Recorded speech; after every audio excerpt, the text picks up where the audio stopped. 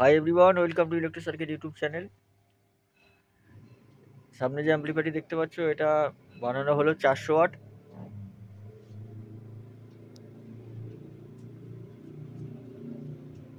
সামনে volt meter, এদিকে মাইক্রোফোনের volume, microphone input, bass, tone, balance জায়গায় মিড।